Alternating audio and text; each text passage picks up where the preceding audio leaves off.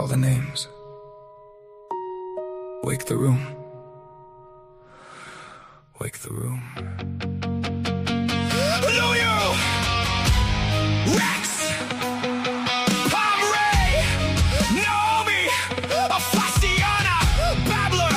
Monarch Soul! Jojo! Gray eyes! Fill my eyes! Poets assemble. No masks, no manners. Say it plain or say it broken. Monday night in the garden of enlightenment. Low light lit minds, every line got intent. Clock ticks crooked and the room turns vigilant. Quiet so loud you can hear what the tension meant. Then it slips after midnight, manners get murdered. Nice little masks get cracked by a word or a murmur. Twisted Tuesdays twist truth till it turns on its heel. Clean cut faces go strange when the dark gets real. You can feel that shift, that slick little slip when the grin stays sweet, but the eyes don't sit. Like the room grew ribs, like the walls grew ears, like the hush got hands and it's pulling you near. And the words don't rest, they press, put a heel on the chest, leave a dent in the breath. Every line like a knock from the back of the brain, like you came in one shape. You won't leave the same. Late night poets, where the room leans in, where the sharp gets shown in the soft door dim.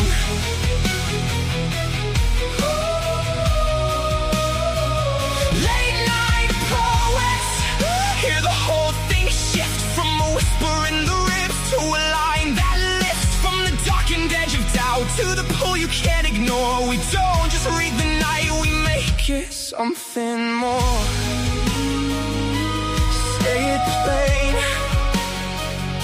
say it broken.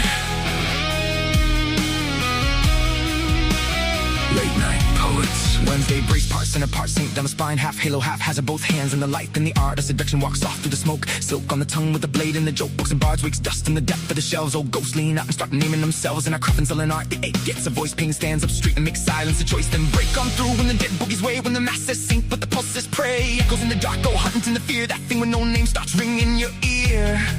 Say it.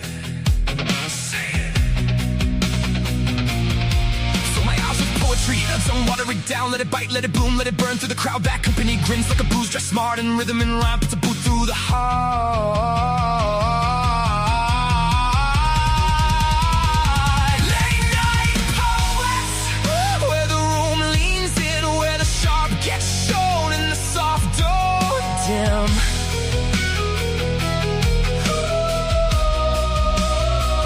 Late night poets, hear the whole thing shift. From a whisper in the ribs to a line that lifts. From the darkened edge of doubt to the pull you can't ignore. We don't just read the night, we make it something more.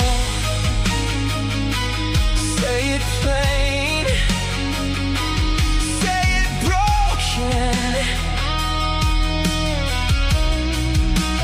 Late night poets. Some come shattered, some come slick. Some speak honey with a blade in it. Some sound velvet, some sound wire. Some walk in low and take the room higher.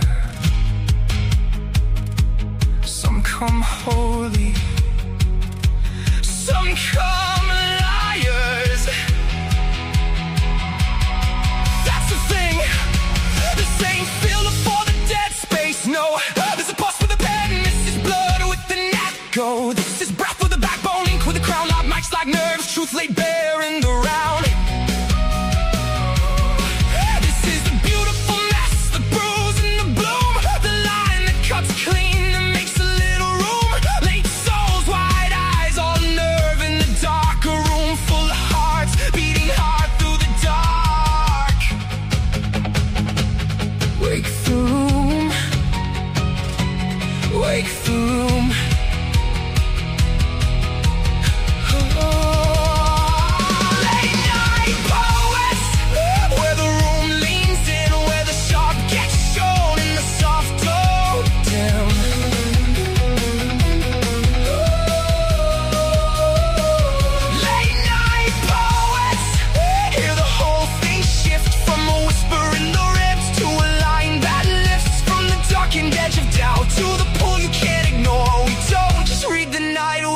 make it something more.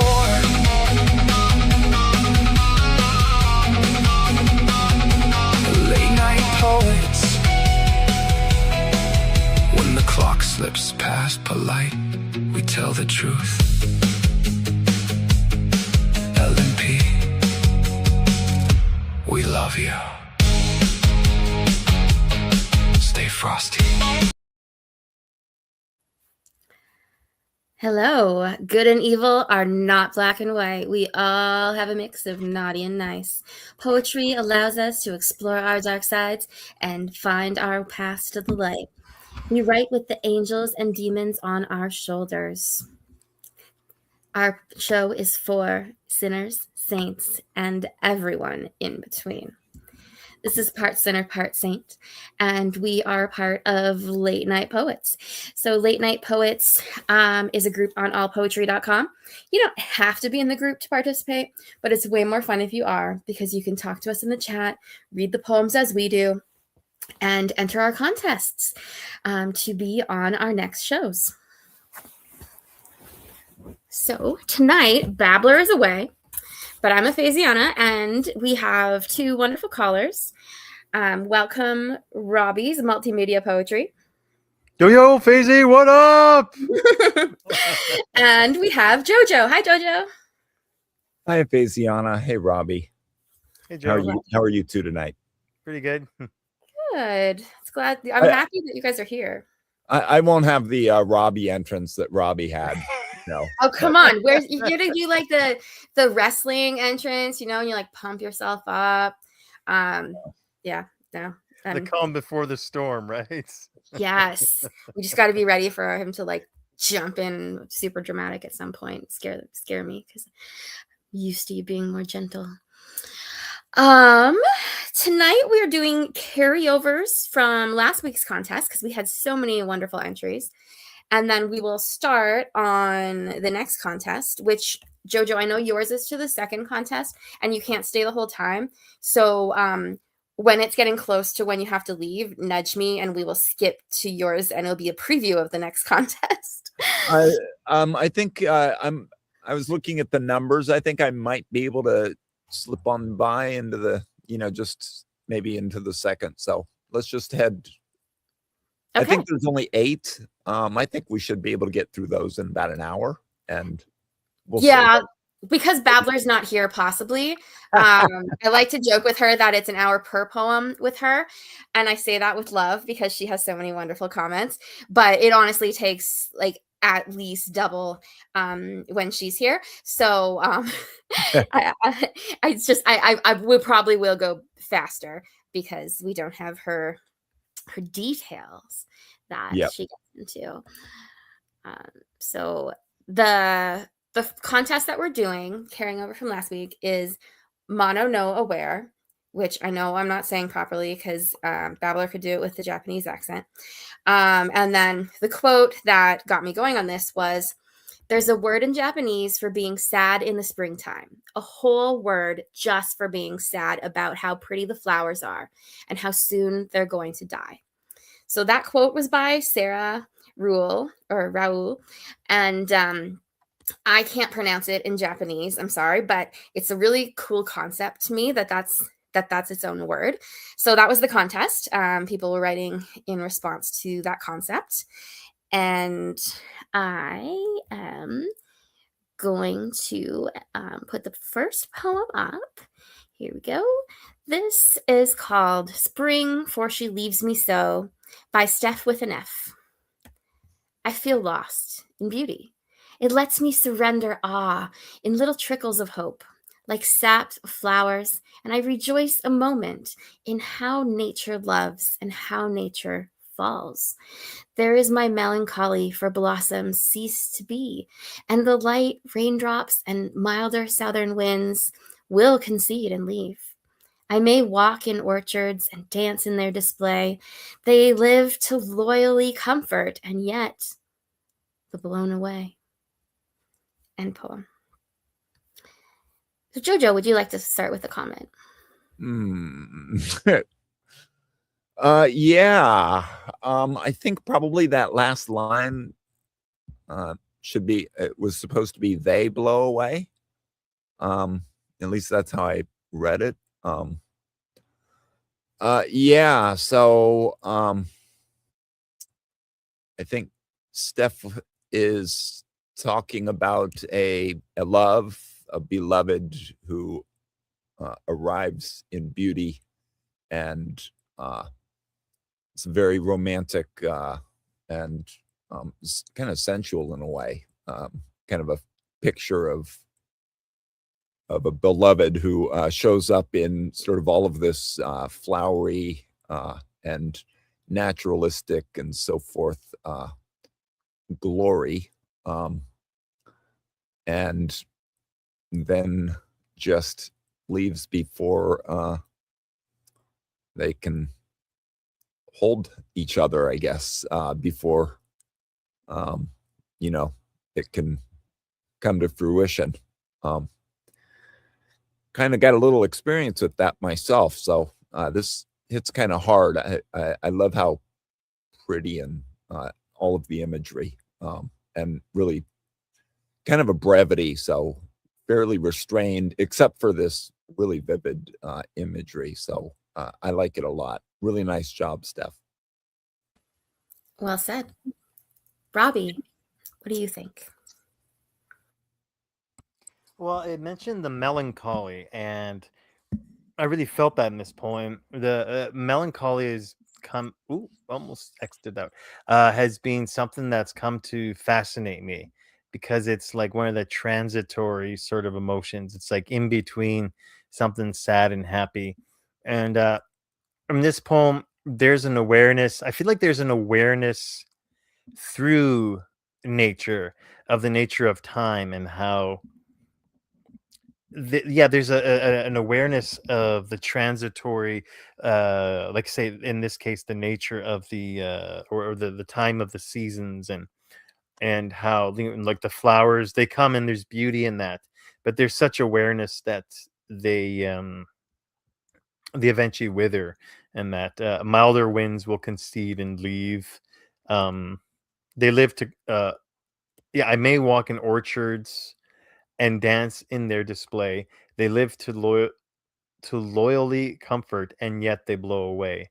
And so extremely aware of the passage of time for the beauty that she sees before her. And that really is like melancholy. That's like melancholy personified, because you're content with the beauty, or you're happy, made happy by the beauty, but you are at the very same moment. That's the important part, is being aware in the same moment of the other side of it, the other state that that it's going to leave. And in between and transitory emotions in general fascinate me, and same with like moments, like there was on Babylon 5, you're stuck in the moment between tick and talk. Tick, you're here; talk, you're dead, or you're not here, or something like that. And that fascinates me to no end. So I like seeing poems that play with that.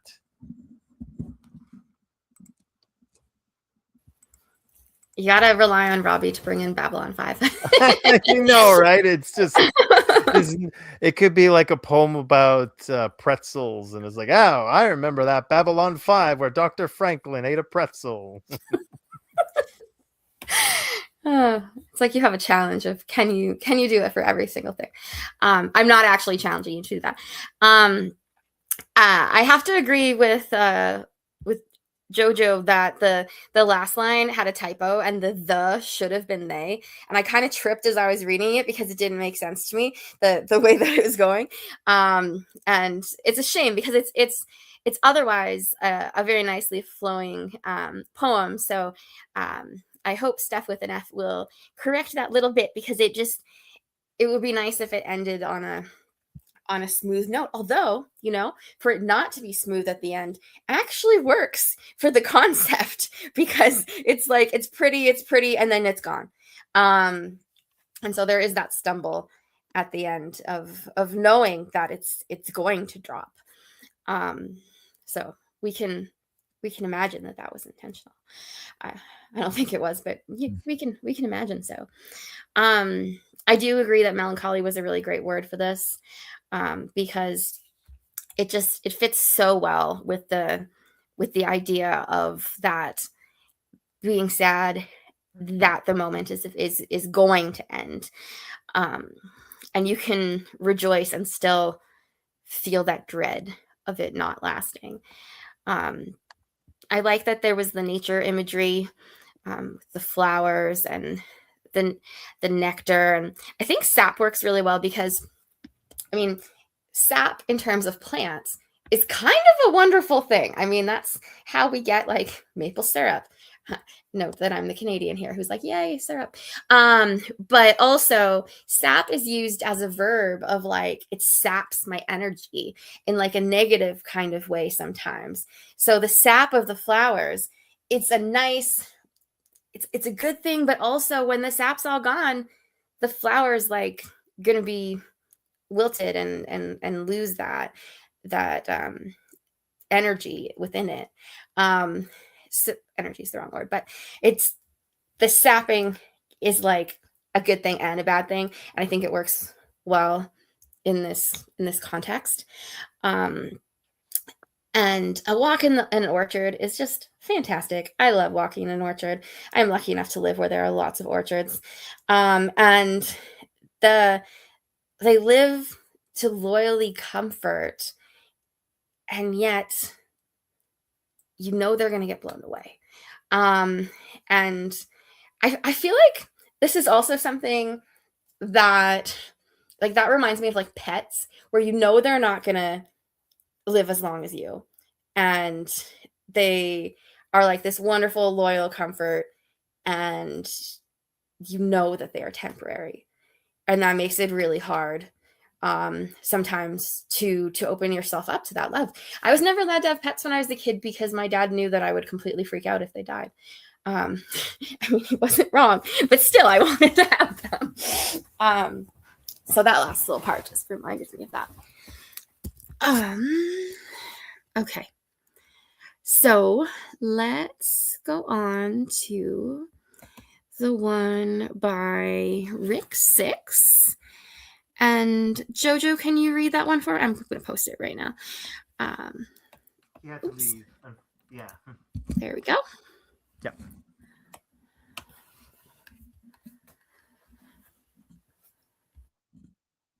Sorry, Jojo is gone. I was not reading the messages as I was talking. So Robbie, can you please go for it? Okay. Just gotta close that out. I was multitasking a bit here. Rebirth by Rick. There we go. The Death and Rebirth by Rick 6. Many snake plants succumb to the frost. Mother-in-law tongues flapping no more. Bromeliads, too, suffer through the hard freezes. Air plants reduced to twisty twirl sugar cones. Daddy Staghorn bit the dust, leaving behind a wife and baby.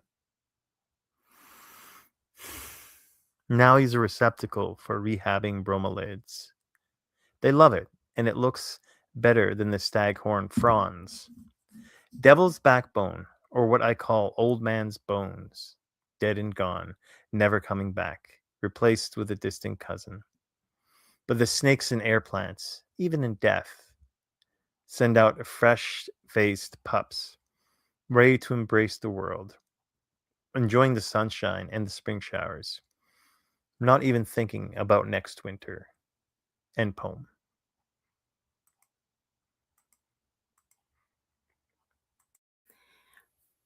Thank you. This had a deep sadness to it. I mean, they're talking about flowers, but they're not really talking about flowers. And that it made the family connections between the flowers is interesting. I think these are flowers. I'm pretty sure bromeliads are, and it's air plant, and the snake plant. So yeah, mother-in-law tongues is not one that I have actually seen as a plant. So I'm curious. I just looked it up. Okay, that's not, it's not as dramatic as I was imagining that could have been for a plant appearance. That is an interesting name for it. So to pick all the plants that have names that feel like they could represent a person in the family. I mean, like some of them are very overt, like the mother-in-law and the daddy staghorn, the daddy in there.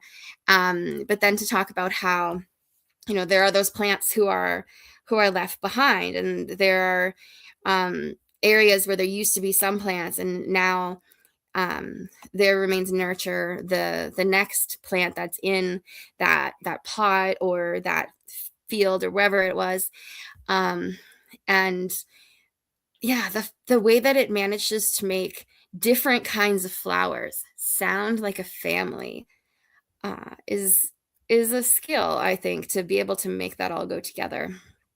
And then I'm gonna have to, after this, look up what all these flowers look like, because like old man's bones, very curious what flower that would be.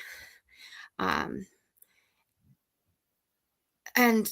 I think having this kind of like morbid, the plants are dying, really also works well with the prompt, because it's like, it's cool, but it's also sad. And there's a good mix of feeling within this, even though it also has kind of a, I don't know, it feels like it has a bit of humor, although it doesn't actually say anything that's directly funny. But I don't know, I feel like Rick Six always like makes it light in some way, even if it's a serious topic. It doesn't feel overwhelmingly heavy the way that it could.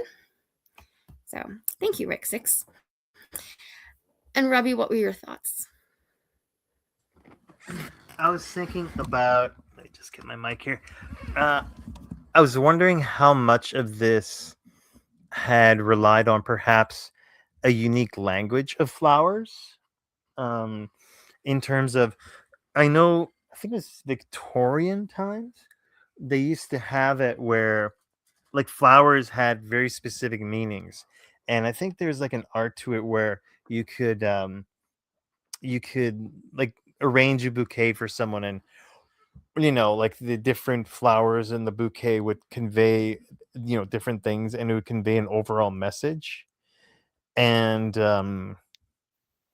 I'm kind of wondering if some of these plants in here have a very specific meaning that uh, contribute to the meaning of the poem, kind of like like nouns in a sentence, sort of, or descriptors in a sentence.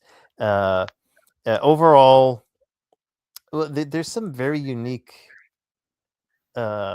plants here, like and I'm kind of wondering about that, like what you're saying too about looking up some of these plants, daddy staghorn, bromeliads, and that I feel like perhaps there is this unique or specific meaning, because these are very specific type of flowers.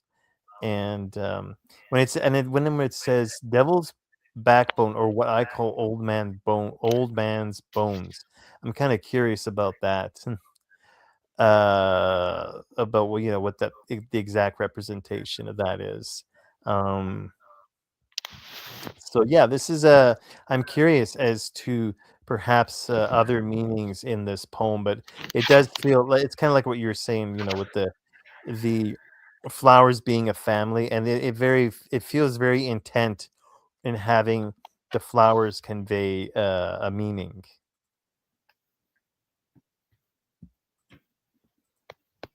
Yes. I see Pam is here now. Hi, Pam.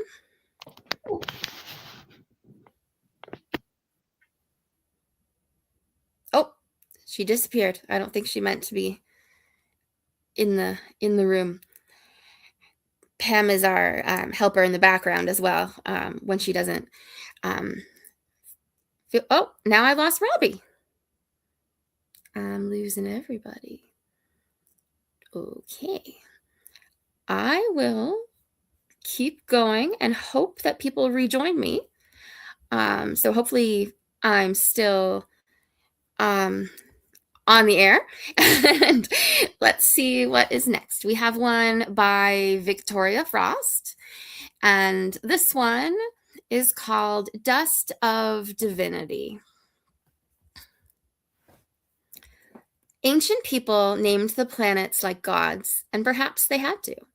What else do you call a celestial body suspended above the world that moves with such certainty through the dark, wearing light like a crown no human hand could craft? Even now, we speak of them with reverence. We give them temperament, influence, even hunger. We blame them for tides in the soul, for fate, for war, and for longing. We turn them into omens draped in gold and myth, because something in us still kneels when confronted with things that are both incomprehensibly massive and completely unknowable. Of these bodies, none wear divinity more beautifully than Saturn. Those pale rings stretch around it like consecration, a celestial relic suspended in black cathedral silence, so precise and luminous, they seem less formed than ordained. But his rings are not light. They are remains of a moon, drawn too close to something larger than itself. Its body broken and scattered so completely that the ruin became radiant rings. Ice, stone, and the memory of forgotten satellite ground, fine enough to become glitter. And humanity, as it always has, looked upon the aftermath and called it magnificent. Magnificent, in the same way pilgrims kissed reliquaries filled with bone. Magnificent, in the same way crusaders knelt in the blood and still believed themselves holy. Magnificent, in the same way ruins become sacred once enough time has passed for the dead to lose their names. Perhaps that is the true horror of beauty. Not that it can exist beside violence, but that the violence, from a great enough distance, begins to resemble divinity. End poem. And Robbie is back. Yes. Hi, Robbie. Would Yes, you like to comment on? Oh, sorry. Go ahead. Yeah, this poem really spoke to me because of how it entwines beauty and destruction, and that's the thing. A lot of times in nature, beauty does come from destruction, or there needs to be destruction or decay, especially, and like kind of like the recycling of things, like eventually trees have to give way so that new trees can appear and be beautiful, and that and here it's even more direct because it's destructive forces of nature creating something beautiful, like the rings that it's talking about. And it kind of reminded me in a quirky way of something I was talking about today. Not Babylon 5. This isn't another Babylon 5 reference. I was talking about dialectical behavioral therapy with somebody today, and it's like with DBT, it embraces something called the dialectic, where two opposing things can be true. And in this case, it's like that destruction and beauty are kind of the same thing, or they're side by side. They occupy the same space, right? And they're not mutually exclusive to each other. So yeah, it kind of reminded me of that because I was reading a self-guided DBT course. I bought the book recently, and it was talking about that. So yeah, it's the kind of interesting tie-in there. And it did it in a cosmic way, which I enjoyed because that's something I relate to. And when you do it on a grand scale like that, it really, I think, drives the point home. Yeah. I really liked the cosmic scale as well. And it's a good point. Like everything she says about like what makes up the rings is truly, like, when you do think about it, kind of awful that things were destroyed. But yet I've always thought of them as beautiful.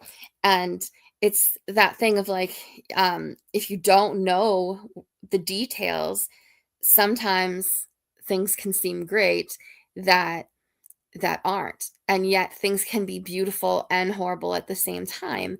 And then she really, stabs us with the pilgrims and the crusaders, and the things where it is shocking things that humanity has done that later get talked about like they're like a good thing, even though there's some really harsh stuff about it.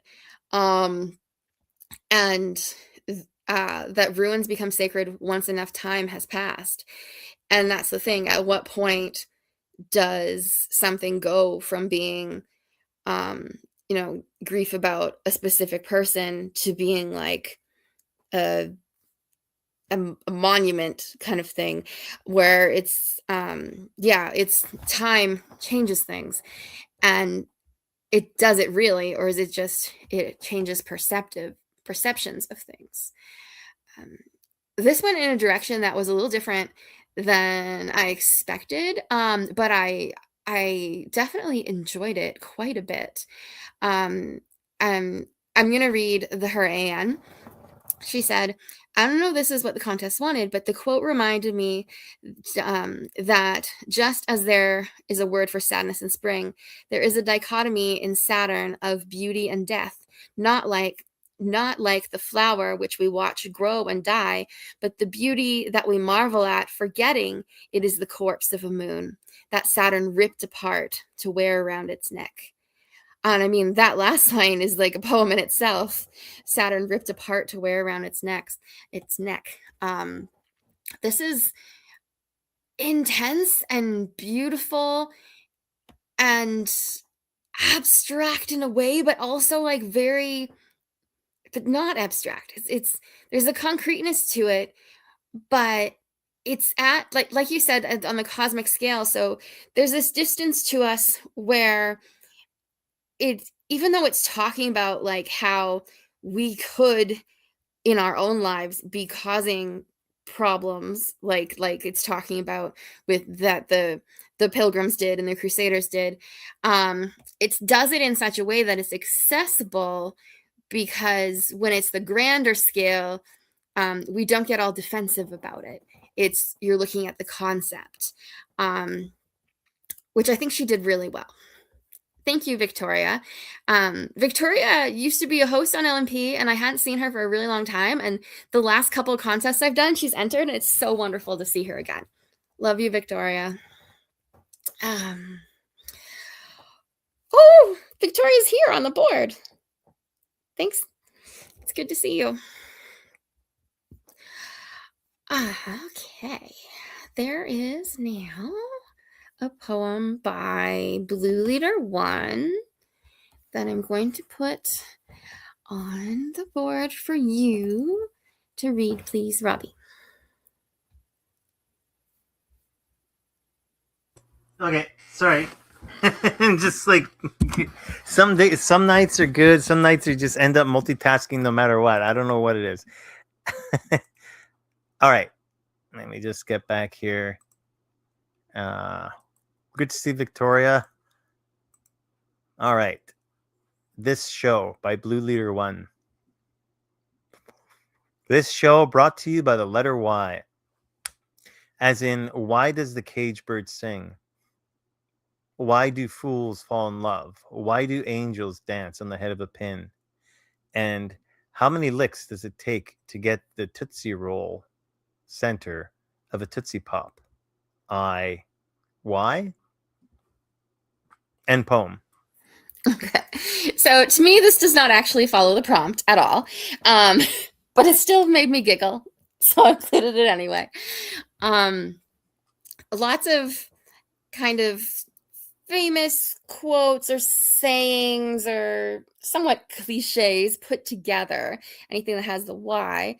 And then the Tootsie Pop part just made me laugh a lot because I love that owl. And the impatience of it, where it just bites it off every single time. And that's the part that feels the most relevant to me, is that there's this impatience that kind of gets to us when it comes to seasons. Although actually in the case of spring, when you're sad that spring's ending, it's the opposite of impatience. Like a lot of times you're like waiting for the next season, but actually the quote's talking about where you're wishing you could hold on to the season. So maybe you want to keep that Tootsie Pop, but you know it's not going to last because you are inevitably going to bite it. Yeah. Oh, Blue Leader 1.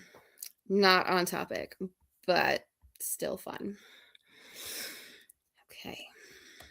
Robbie, would you like to comment? Yeah, the ending especially was kind of quirky to me. It's like why, and it's the it kind of felt like an identity thing there. Almost like questioning like why me, sort of another way of doing that. The poem was unusual in that, like, it was short, and because it was more abstract, like I didn't get time in a way to unfurl the meaning, because it's like sometimes when a poem is more abstract, if it's a little longer than what can I guess it can kind of work either way. But for me, if a poem is a little abstract, if it has like one or two more stanzas, then it'll give me time to kind of unfurl things. Um, and like you said, that there's a lot of, kind of tropes here, the things that people say and all that.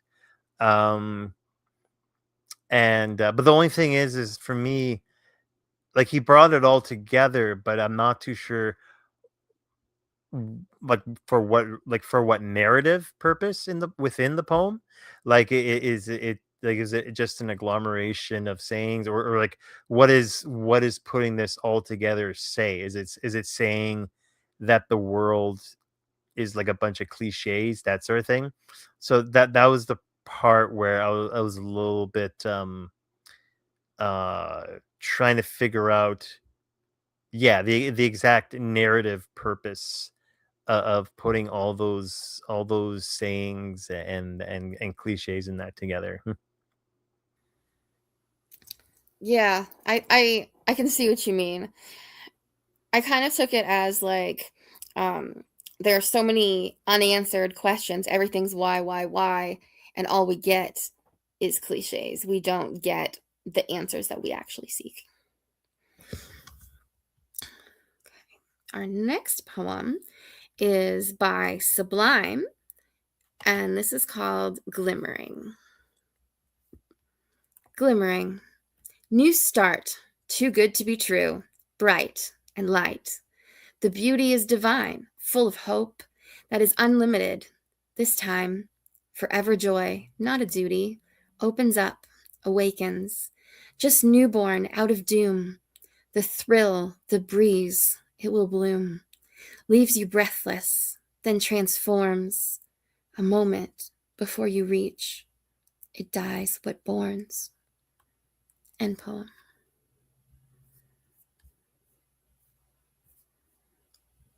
Robbie, would you like to start the comments? Sorry, yeah, I was getting ready. I'm gonna have to drag over where my tab is, because then otherwise it takes me too long to drag to where my other thing is, so that I can mute right away. Anyways, yeah, they glimmering is like something that it just kind of inherently feels like new life, when things that glimmer are generally things that are positive. And it would be interesting to write a poem about things that glimmer, that that are like dangerous or scary. That would actually, yeah, maybe we should do that someday. Write about things that glimmer that are scary. But I can think of a few. There are glimmery, scary things. There are insects who glimmer. There are snakes. Tears glimmer. So that's kind of a people that are full of drama, that have glittery lipstick. Oh, yes. That's terrifying. Mm-hmm. Oh my God, she's got so many emotional problems. Oh my God, and she's got glittery lipstick. But yeah, I like that the beauty. It says right away the beauty. Well, almost right away, the beauty is divine. And but this is interesting. Forever joy, not a duty. That's really interesting because it's well, just before it says that it is unlimited this time, and it's saying that in life duty can be a joy. It's almost like it's saying that. It's almost like it's flipping it. But yeah, it's almost like it's saying that duty, certain kinds of duty, can be a joy. Like I go volunteering every month at the food security program here, and it is one of my true joys. I will not give it up. Like at work, I said before I got the regular schedule that I always have Wednesdays off. I said that Wednesday, that third Wednesday of the month, I want it off. I pretty much told them I'm gonna have it off because it's one of the anchor points of my life. It's one of the things that keeps me sane.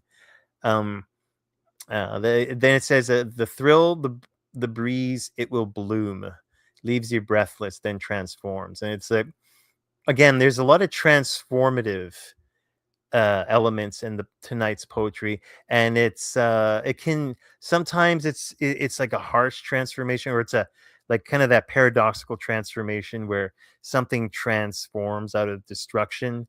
But here it's less like that. It's more straightforward beauty.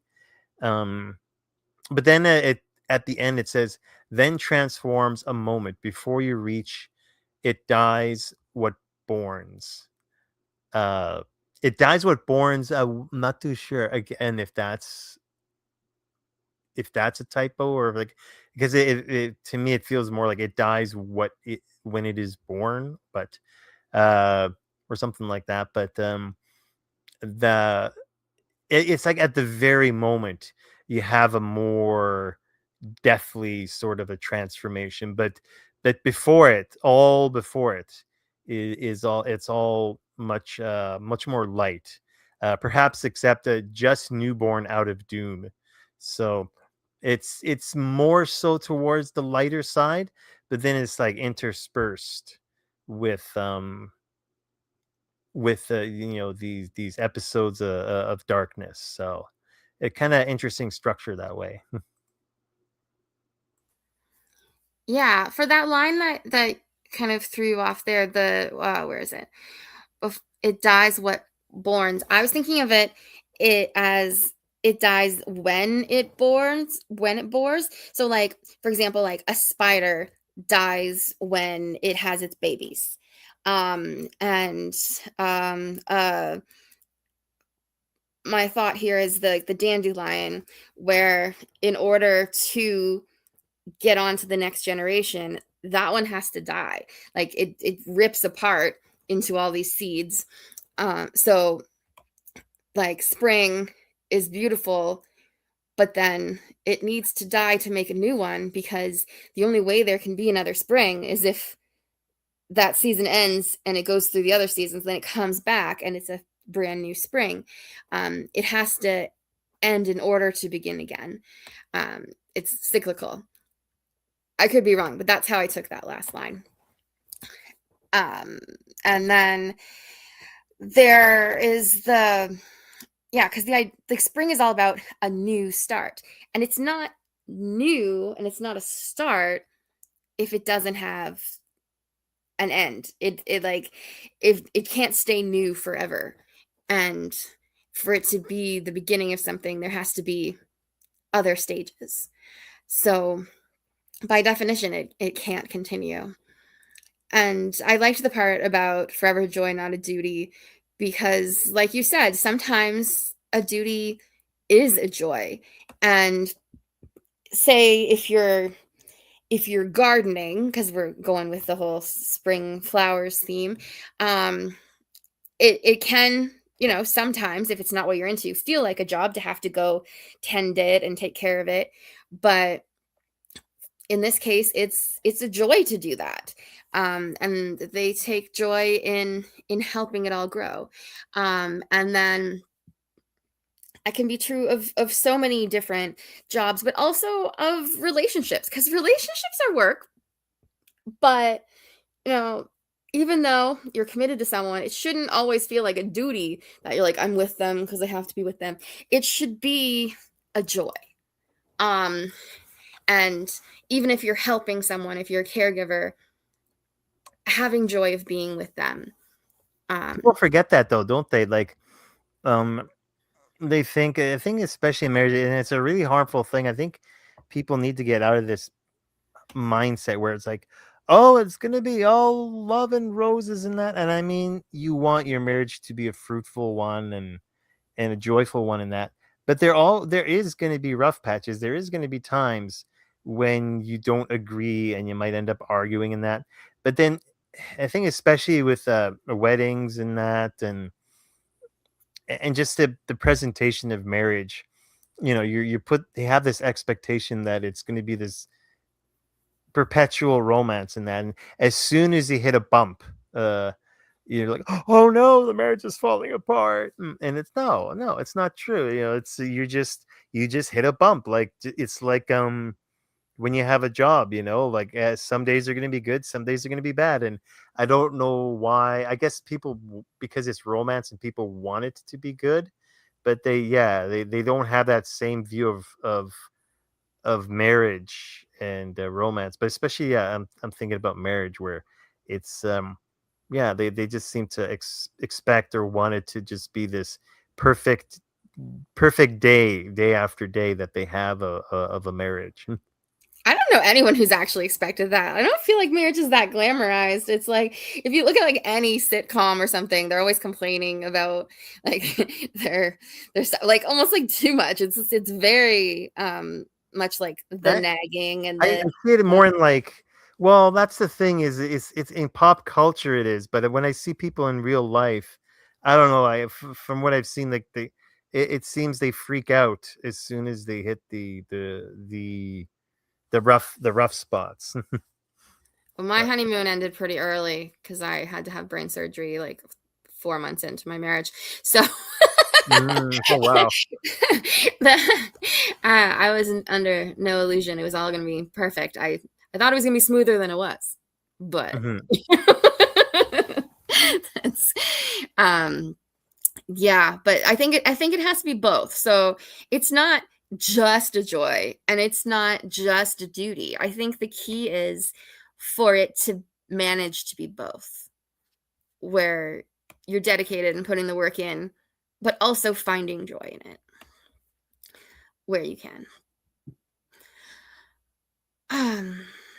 Just newborn out of doom is like such a big contradiction, because newborns are so full of promise and hope, and then to go straight to doom.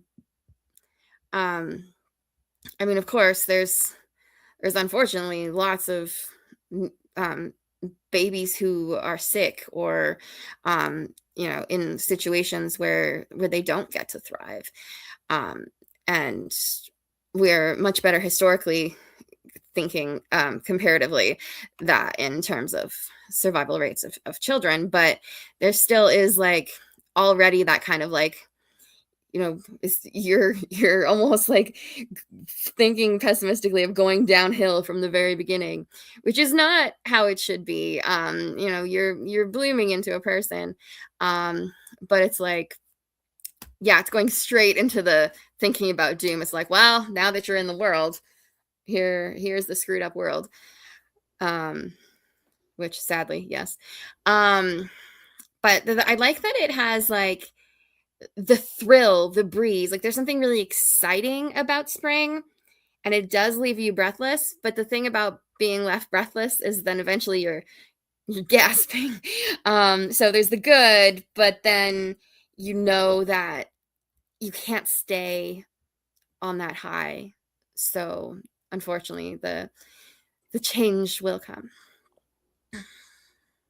Well, it's like you say, in the modern age, we have more medicine in that, and it's taken us away from that edge more. And I've said that a couple of times in other poems and other like on other shows here, but we used to be a lot closer to death, and we were more grounded in the reality of it. Like we would have, like like someone would have the meat, you know, hanging or something like that, or like they would have to like kill their own food, or even if they didn't do that, they were a lot closer to the butcher that had it and that sort of thing.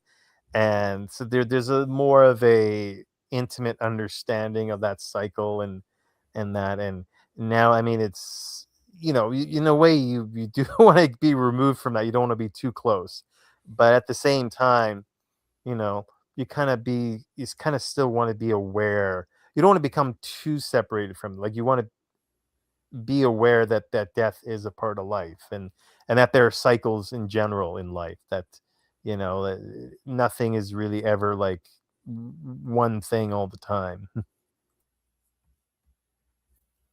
Yeah, that is true. I've put the next one up for you on the board. It's called Ocean's Call by Ursula W.M. Cab. I'm going to let you say the name. Let's see here. Okay, I'll try. Oh, Ursula W. McCabe. Okay, yeah. Ocean's Call. Spring brings marine wind, seagulls circle with seasons change. We share a concoction of salt, freshly furrowed dirt. Shake, stir, but this elixir of freshness leaves a bitter taste. Take me to the sea to watch sun stumble. Climb out of horizon, fiery soul, god of light. I am only one short verse of sea's song, yet the chorus holds me wrong. Sea has fought forces from the middle of earth. She holds pieces of me, turns them into years. I grasp what's left. These feathery filaments follow the kelp to the sea. End poem. I'm doing more of the action poetry that nobody can see. And it said, I grasp what's left, and I reached out my hand and grasped. Fun stuff. I do that all of the time. Yeah. I remember you mentioning that. Well, because like my day job, I do storytelling in person, like especially for kids, so I'm very over dramatic and tend to like have actions for everything. I act it all out, so I naturally do that also on here. And yeah, it's a good thing I don't have my webcam on, because it would just be hilarious for you. So I feel you. And I always imagine you gesturing wildly, Robbie, because you've said this before. So when I hear your voice, I'm picturing the actions. That's funny. I like that.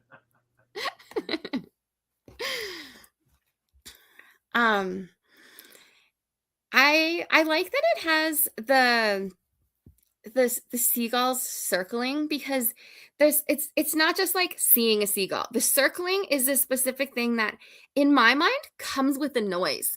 Like, even though they don't even talk about the noise, which I wish that they would actually engage that sense for people who don't automatically go there in their mind. But when I see that seagulls are circling, I can hear them very clearly in my head. And then share a concoction of salt, freshly furrowed dirt. So okay, okay, I just realized sea salt, the smell of the, okay, so that is the smell of the ocean. Another good sense. For a second I was thinking, like, if you put salt on dirt, it's not going to grow, but that's not what they're talking about. You're not salting the earth. You are no, it is the smell, because it's the marine wind. So I like that does engage your sense of smell with the salt. But then it also is kind of like they're making a martini, because it talks about the salt, and if you have a dirty martini, there's that stuff around the edge, and it's shake, stir, elixir of freshness. So I think it's kind of playing on the idea of the drink, but it's not really about a drink. But it does kind of play with that idea. Maybe I just really want to drink. I don't think so. And then I don't know if it's intentional, but there seems to be some alliteration stuff happening here, like the sun stumble, the sea sun stumble. It's I like the sound of it. I like a whole bunch of S words. Even though my Yeah. list might not. Just spit into the microphone here. We have these microphones at work that I really should get. It has like this little like thing in front of the microphone that I should know what it's called, and it's so like you don't get the like spit sounds. It's like it blocks that. I'm like, I think I need that for my It's like the podcast. pop filters, the Yes. yeah, so that they Yes. have that so that you don't get those excessive what do they call it? Plosives. They actually have the word for that. Plosives. Yeah. Oh, okay. Well, the stuff in our makerspace has that. Mhm. And I always think that I'm going to record this in the makerspace there. And then I just want to go home and I do it.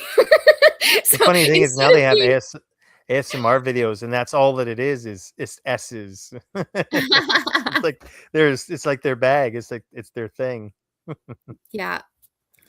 I actually found a website, if I could talk, recently that it's people volunteer to do audiobooks, and I'm like, I want to do this. I would I don't know why I want to like dedicate this time that I don't actually have, but I like the idea of like being the voice of an audiobook.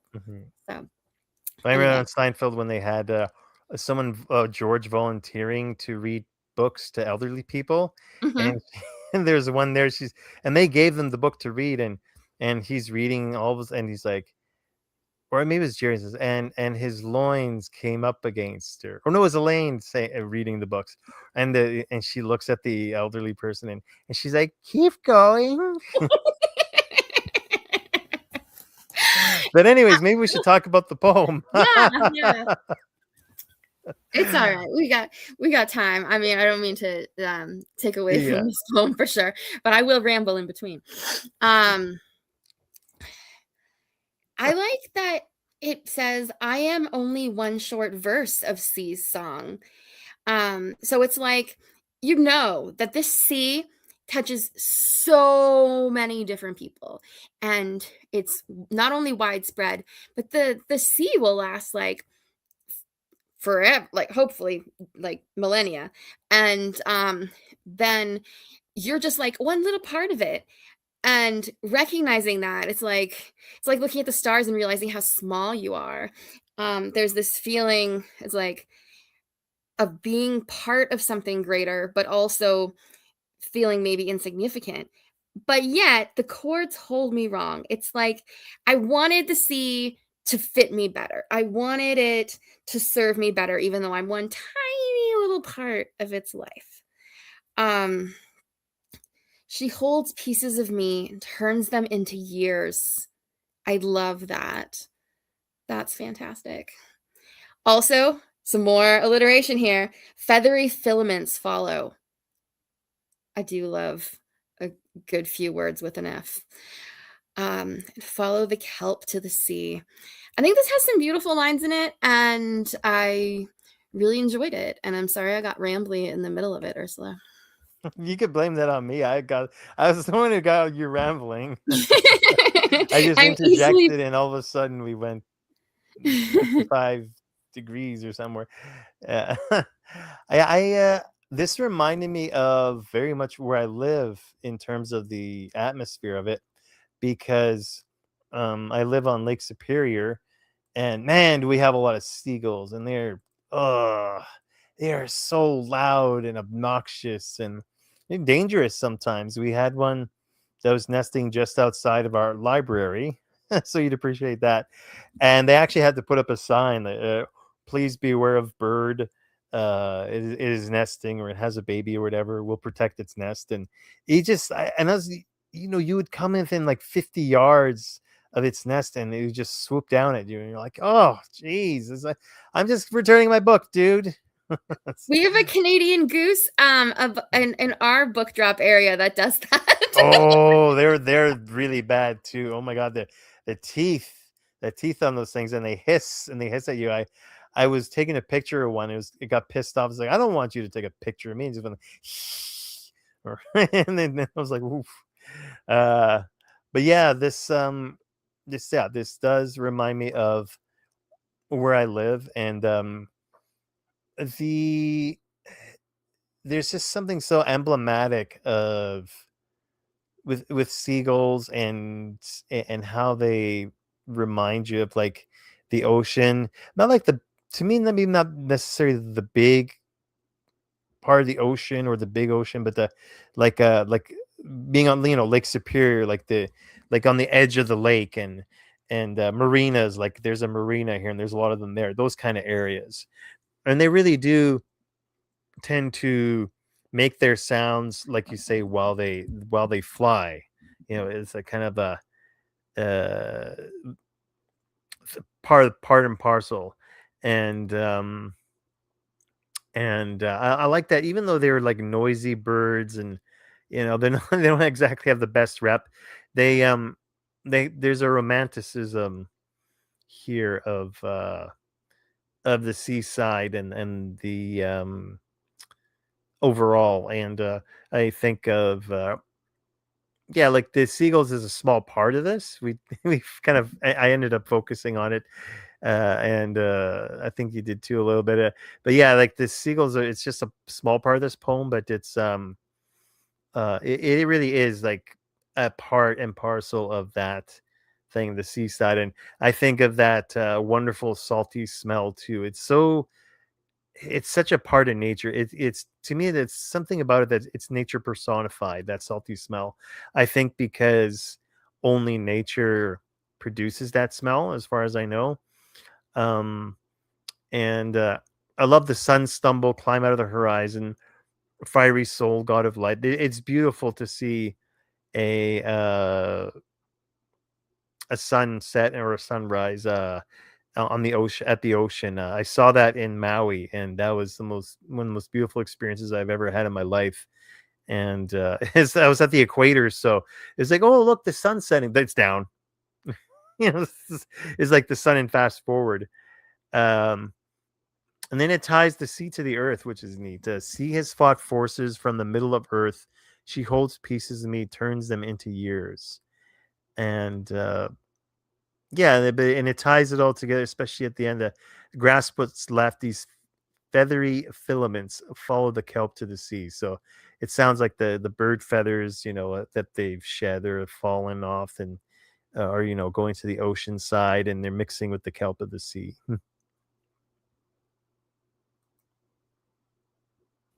In the written comments, Amy Lynn's saying this reminded her of Moby Dick, where it says something like, whenever I feel like knocking people's hats off, I take to sea. I feel like maybe I should take to sea more often, because I often want to knock people's hats off. Don't knock my NASA hats off. They're too expensive and they're too hard to find. Don't you touch my NASA hats, folks. Yesterday, I was like really craving Doritos for some reason, and I say to my husband, I'm like, I would punch someone in the face for Doritos right now. And he's like, well, seeing as I'm the only person here, I would rather that not be your course of action. You didn't think about what you were saying. Where were you? And I was like, I mean, I would kiss someone for some Doritos right now. Yeah. Someone generally, not someone specifically. I meant it as a metaphor, sir. I am a poet. It was just like the look on his face. He's like, seeing as I'm the only person. That makes it sound like I'm scary. I do not harm him, I promise. This next poem is Songs of Sorrow by Rangarath. The spring in the whole world, it turned into a valley of flowers. The season arrived in the Himalayas. Nostrils of meditating saints filled the aroma. All those blooms lived a day or two. Slowly the petals faded, shrunk. Some drooped, sagged bulbs. Freshness in the young eyes gloomed. The breeze carried the stale smells. Craved insects flew away to new flowers. Some honeybees died inside, drowned in the intoxicating nectar. Mono no aware hangs from trees. Gloomy air wades through dead bodies. A slow music of Shanghai, pathetic fallacy of Mother Earth. End poem. Pathetic fallacy of Mother Earth. That's really that's something to really think about. And then the slow music of I don't know what the slow music of Shanghai is. I'm not too sure what Shanghai is. I just looked that up real quick. It's a musical instrument from South Asia. Oh, okay. A musical instrument that I didn't know. Oh my God! Call the records, people, folks. It actually It happened. looks cool. And then yeah, but it says pathetic fallacy of Mother Earth. I'm wondering what the pathetic fallacy of Mother Earth is. I wonder if it's something intrinsic of Mother Earth herself, or something that we've done to her, and like how, because we've assaulted Mother Nature and Mother Earth, and she's fighting back now. Like, you have elephants that are born without tusks because Mother Nature figured out, hey, these creatures are being hunted for their ivory, so let's take their tusks away from them so that idiots out there don't hunt them. It's kind of interesting to see the pathetic fallacy at the end, because this kind of twists and winds a bit, because it's songs of sorrow. It says it's songs of sorrow, but then in the beginning it sounds more beauteous. The spring in the whole world, it turned into a valley of flowers. The season arrived in the Himalayas. Nostrils of meditating saints filled the aroma. And it sounds like, like this is in the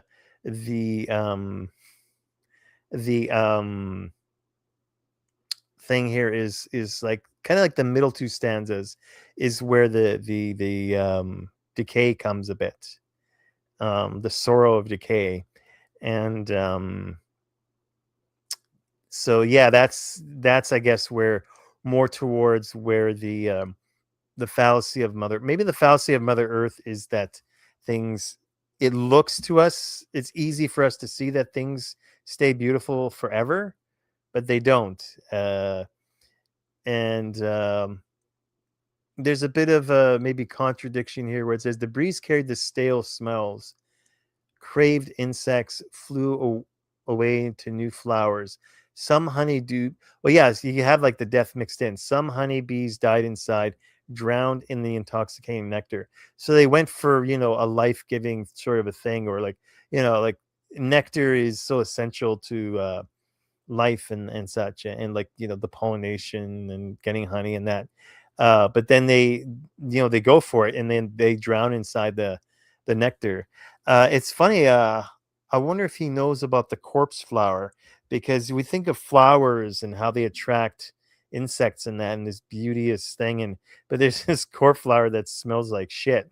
It smells awful, and it attracts, like, the more like the insects and that like kind of clean up all the garbage of life. And it's like it's a ugly thing, but it seems to be, I think it's something that fits in the chain of nature somehow, like in terms of breaking things down or whatever. But the corpse flower, that's a real contradiction there, because you think of flower and you think of pollination, but it's just such a dark version of that.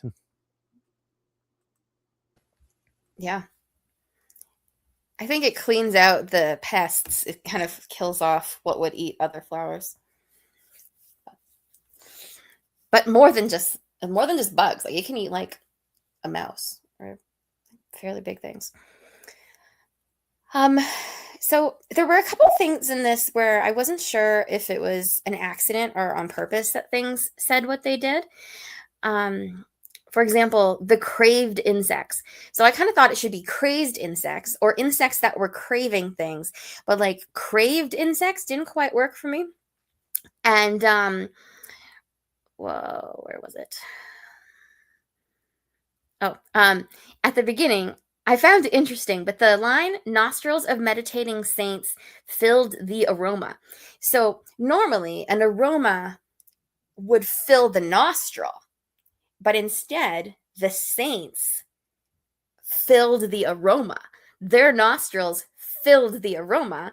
And then that, blew on the wind to all these other things. And the breeze carried the the stale smells. It's like it went through the saints and it got yuckier as it went. I don't know if that was on purpose, but nostrils of meditating sense filled the aroma. I would normally think the aroma filled the nostrils of meditating saints.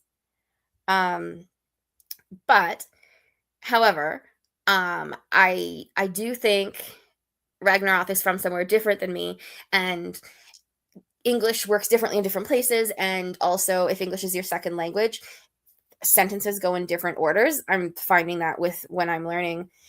Well, I'm trying to relearn French because it's been a while, and usually Duolingo yells at me for putting the sentence in the wrong order. I have all the right words, but it's like, no, this goes here. So it might just be that I'm not on the same page for that, but I think it might be a kind of play on it where it's purposefully doing it where it's the opposite of what you would expect. I think that could be the case because there is a lot of playing with paradoxes in that in the poetry tonight, so that could be the case. Yeah, I hope that it is because it's just extra cool that way. And I'll have to see if I can find the video for you. Pam had sent it to me. It was about Duolingo, and the lady's like, "The Duolingo owl lied to me," and she messed up, and I think it's because of the way Duolingo taught her, and she ordered I think she ordered like $1,000 worth of champagne or like $1,000 glass of champagne. She thought she was just ordering like a $10 glass. Oh no. Yeah. That sucks. The Duolingo owl is mad at me right now because I usually do my Duolingo around this time, and it's like, you didn't do your thing today. Like, what he has the like scary eyes and he's all red behind him. Yeah, the scary red eyes. Well, this you don't have any power over me, Duolingo owl. I'll do my lessons when I want. Except I'm on a 72-day streak, and I'm determined not to lose that streak. So I will do it right after the show.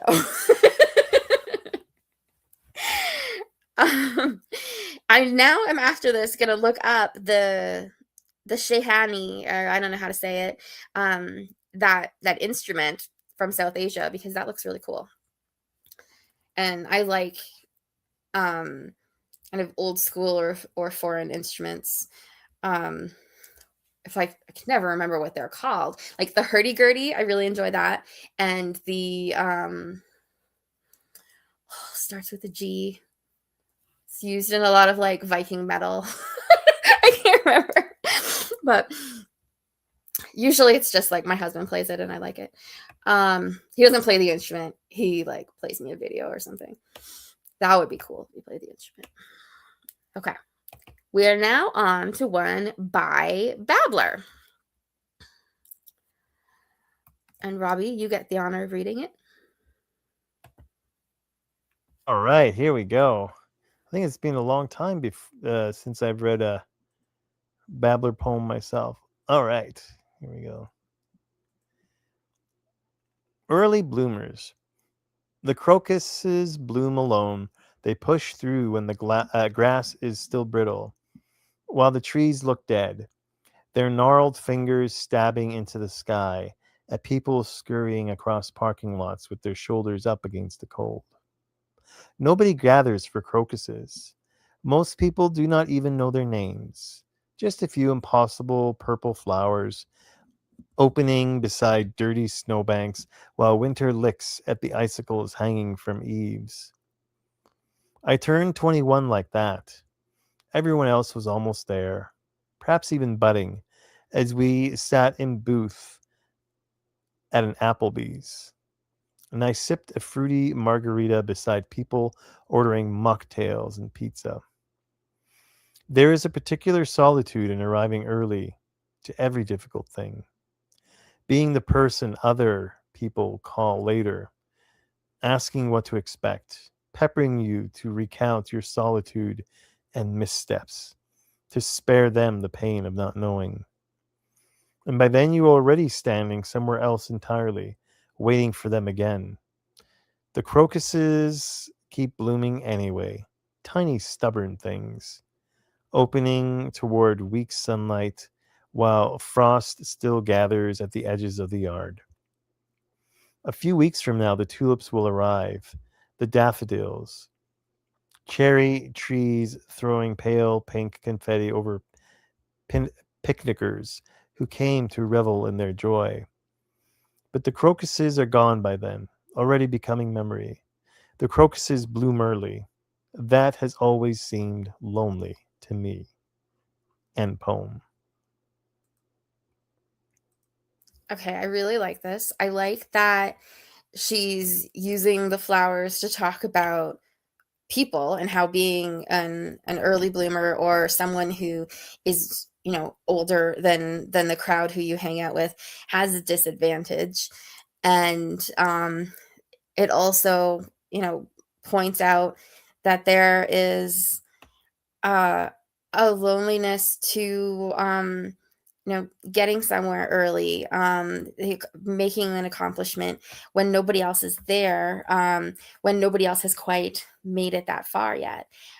She makes me feel sad for the crocuses, and I like that she used the example of like her 21st birthday not being at a bar or something that would be like the stereotypical 21st birthday, because nobody else was old enough.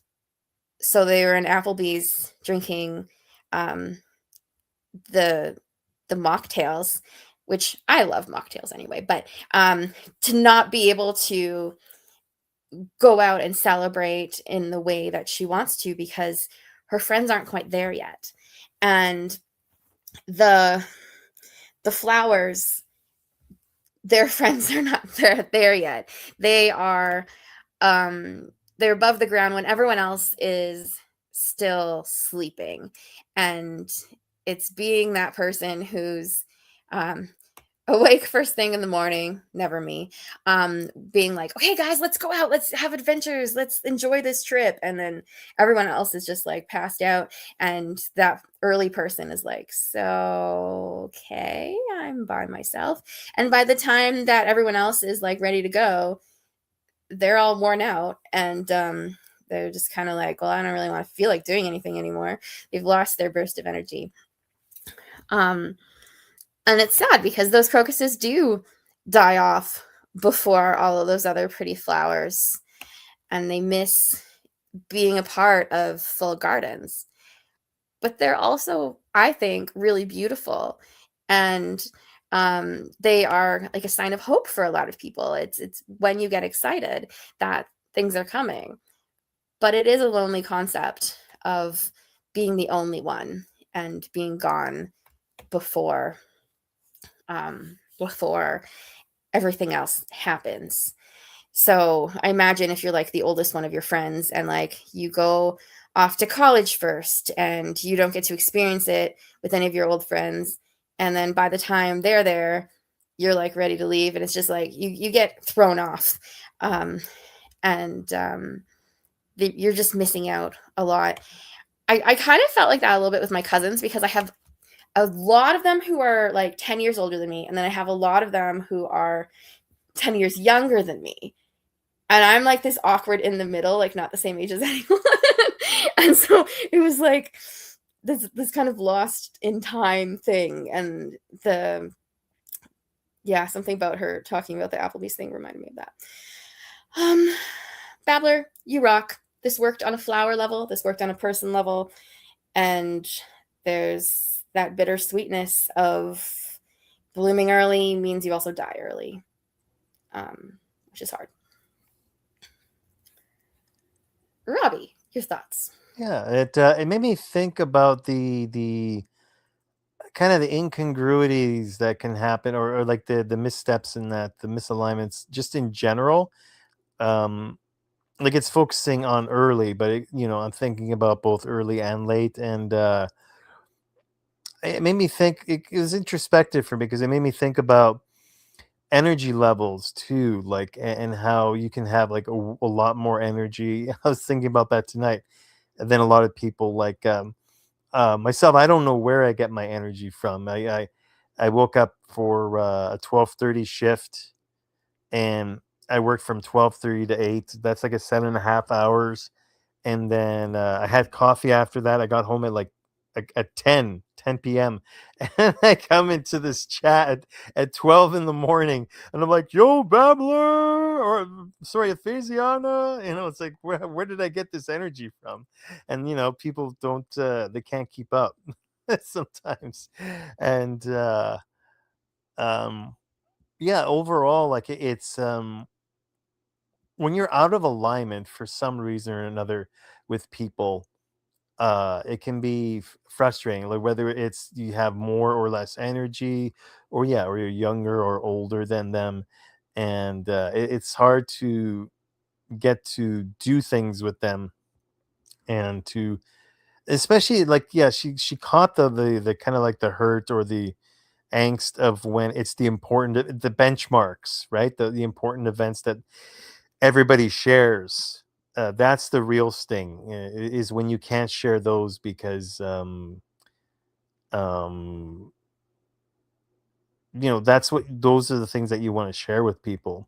It's funny that it made me think just now of more and more they make board games now. Like board games have come back, but they realized marketing that a lot of people, that the older people that have board games, it's hard for them to sync up with all their friends to play the board games because people are married, have kids, and that.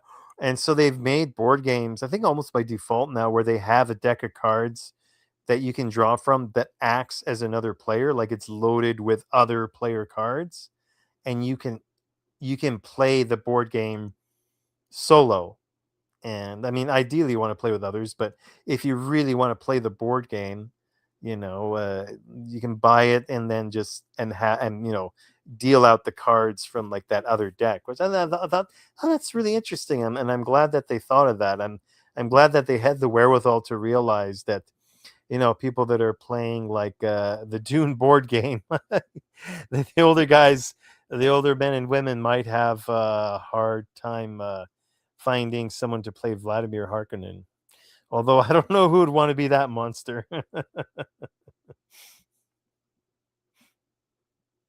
I am such a board game nerd, Mm-hmm. honestly. I love them, love them. I have a lot of them, and I'm constantly like trying to wrangle people to do it, but it is much harder. A lot of my friends have kids, and like we have different work schedules. It's seriously like the problem of our time, that that I can't get together to do board games. First world problems. I don't have anyone to play board games with. But a lot of them have online versions, and I would much rather play in person, because part of the appeal for board games for me is I'm not staring at a screen like I do most of the time. Yes.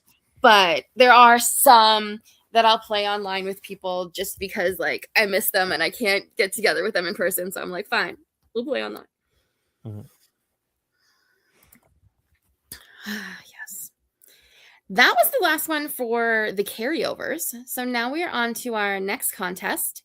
And this one, I will read out the prompts. You are not responsible for your first thought. You're responsible for your second one. The flash of jealousy, anger, or judgment, that's conditioning. What you do next is character. Most people beat themselves up for having a human reaction. Focus on your response, not your reflex. So I saw this in a few different places. Some of them said it was by Liz Moser, but other ones like said anonymous or like different things. So I'm going to go with the conclusion that it is Liz Moser, because that's who I saw the most as the person doing it. So I'm sorry if this was someone else's quote, but I think Liz Moser said that. And we are going to read, actually, I'm going to save the one by T. Manzano because I'm trying to figure out if they're going to call in. And I'm going to go to the one by Ben Hart, who I know is listening. Hi, Ben. Okay. Voyager.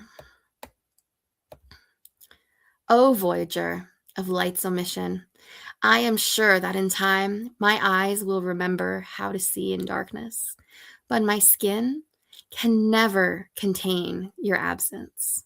Godspeed, my love, and may the atoms remember how to be roses wherever you go.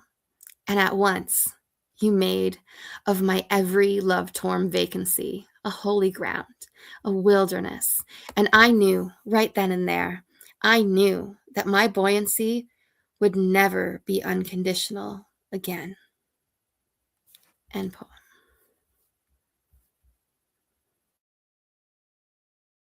Yeah, I was just sorry. I was looking at the author's notes really quickly. It says, sometimes I think I'll never see them again. Sometimes I know better. I could feel a panic attack coming, and so I went for a walk, and it was beautiful. So yes, this piece is for those who I've lost, but in the first place, this is addressed to myself. And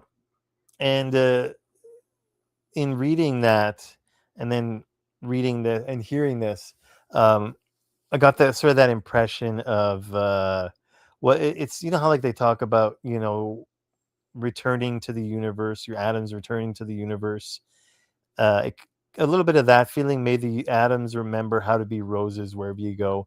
It's a little bit of that feeling of the becoming part of something beautiful again when you've passed on, and there's very much that overall there's a feeling of that here to me. It starts with, "O Voyager of light's omission, I am sure that in time my eyes will remember how to see in darkness." And it just, the Voyager of light's omission, to me, it's like, it's playing with that idea of when things fade, but then at the end of the poem, or towards the, maybe more so the middle, it phases from that to the idea of recycling back into the universe. So it seems it's like a narrative of, okay, disappearing from the universe and what that's like, and what the absence what the absence is like, and then how it is to come back again. And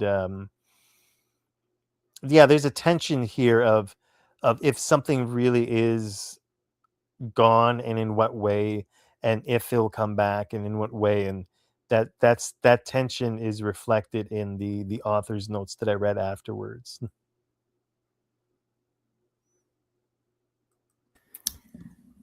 I think y'all know I love me some Ben Hart poetry. This is no exception. I really, really love it. And I find his spacing interesting. He's been, I think, more and more doing it where like some stuff is left aligned, some stuff is right aligned, and I have to sway back and forth to read it. I could just move my eyes, but no, I sway my whole body.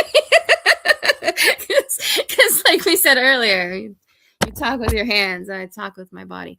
I like that he doesn't say darkness originally. He says light's omission.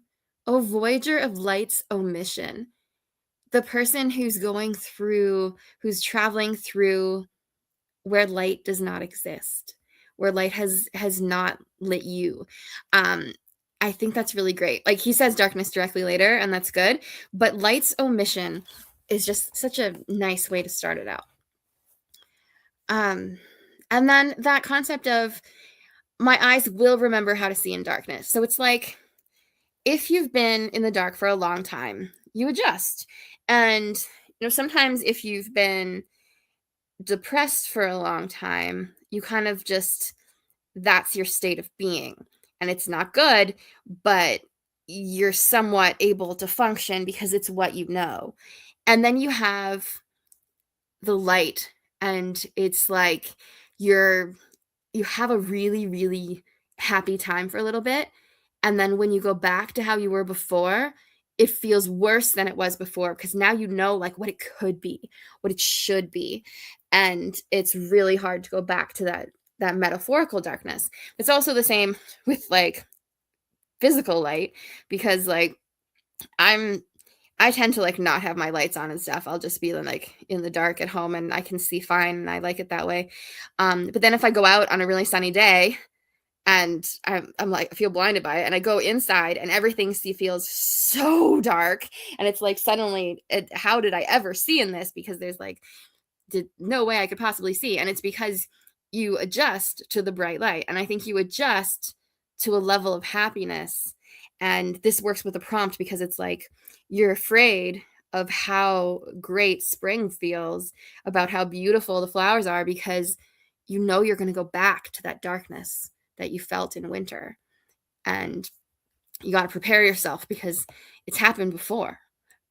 You've felt that, you've let yourself feel that, and then it slips away and you feel the darkness again. I also like the line of my every love-torn vacancy.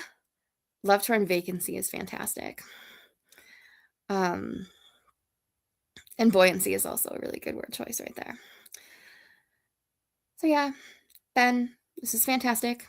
I also like that he uses his own artwork in it. So it's like photography that he alters.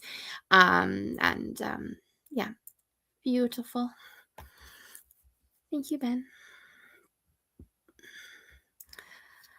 What do we have next? Next, we have one by T Manzano, and I'm terrible at names, so I'm sorry. It's great to have you here. Hello.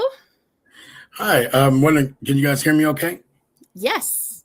Oh, good. Oh, good. Yeah. And you said my name correctly. Thank you. Oh, great. I have your poem up on the board here, and if you want to share that with us, that would be fantastic. Sure. I just want to make sure that everyone understands I'm horrible at reading my own poetry, but I'm going to go ahead and give it a chance. We believe in you. Oh, thank goodness. All right. Consciousness entering the room.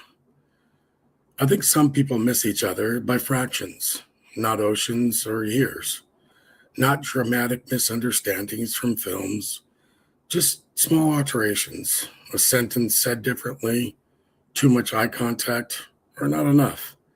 Some people laughs harder than usual. Someone laughs harder than usual because for a moment they forget to monitor themselves. Someone beautiful believes they are difficult to love. Someone ordinary mistakes ease for impossibility. I keep thinking about that girl from junior high, how easy it was to exist around her, how I had already decided nothing would happen. So my personality moved freely, like a dog off a leash. I said stupid things, interrupted myself, told stories that wandered nowhere. I never edited my laughter into something more acceptable. And because of that, she met me. Not the version of raging self-aware in his mind, trying to be seen, just me, or at least the closest thing to it. I did not understand then that attraction sometimes grows best in rooms where nobody is trying to earn it. I wonder how many people have unknowingly sat beside the love of their life, at bars, in classrooms, near vending machines, in the 10 quiet moments before work begins. But convenience intervened, or shame, or somebody became aware of themselves too early. Maybe that is all heartbreak really is. Consciousness entering the room. End poem. Excellent. I don't know what you're talking about. Not good at reading your own poems. That was excellent. Great reading voice and very clear and good pacing. Also, the poem is awesome.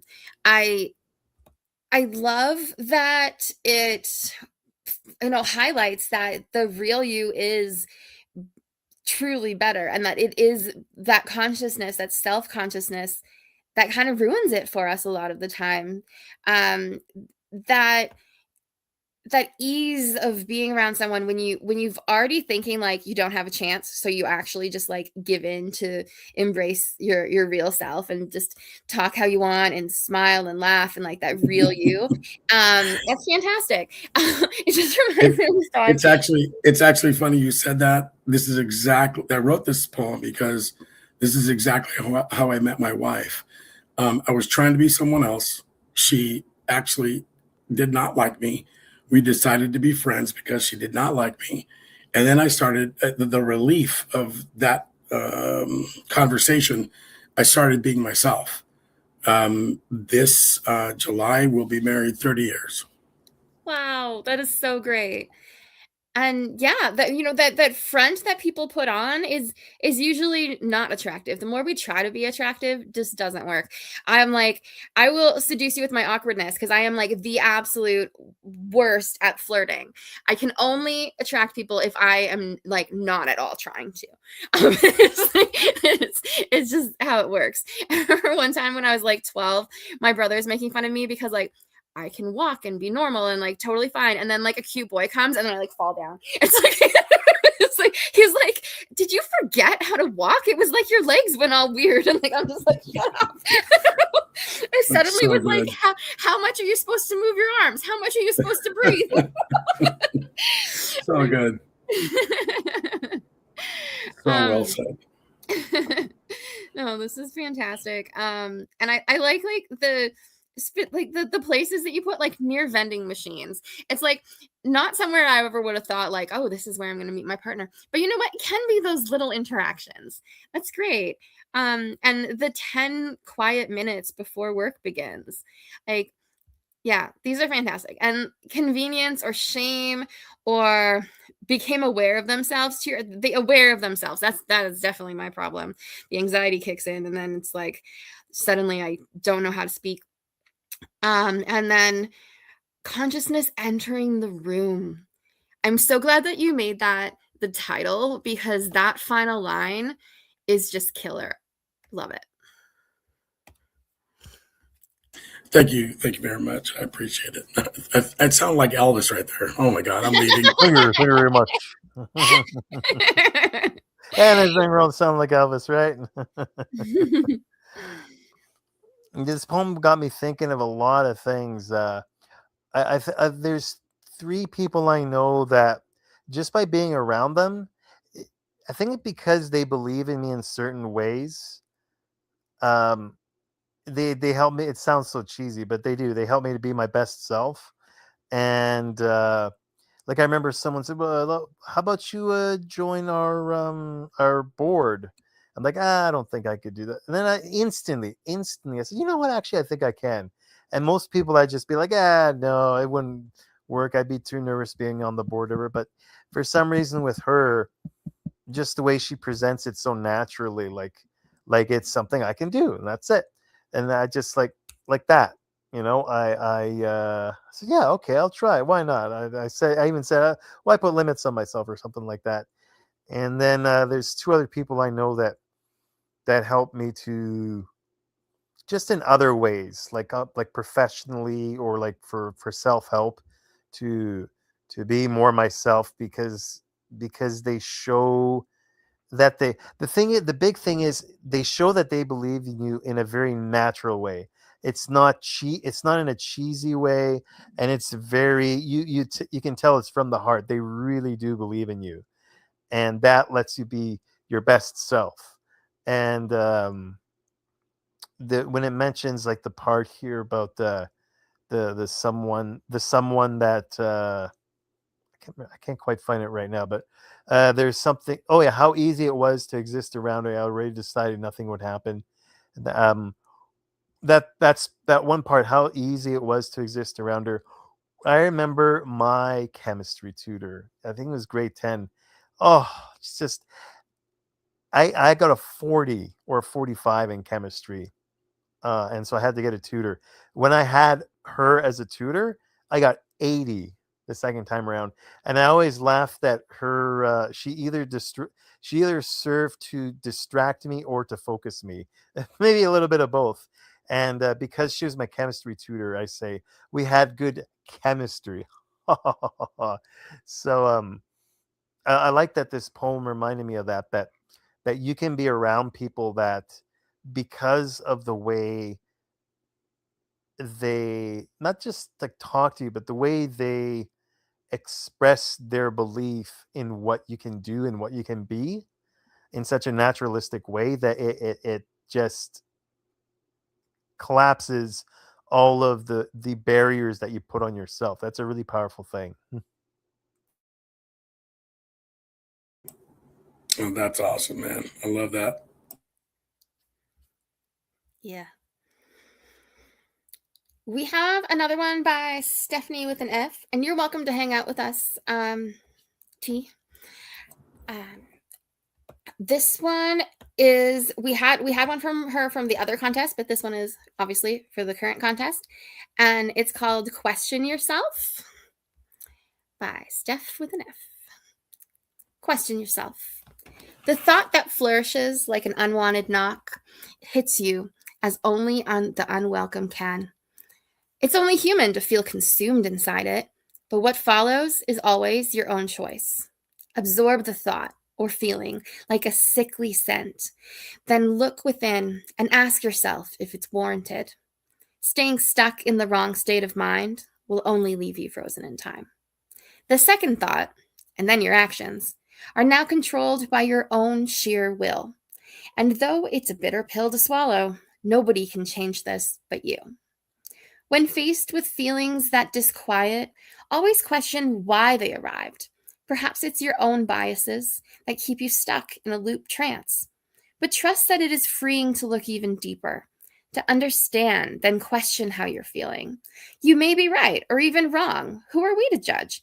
Take a moment to discover if this state of mind is just. End poem.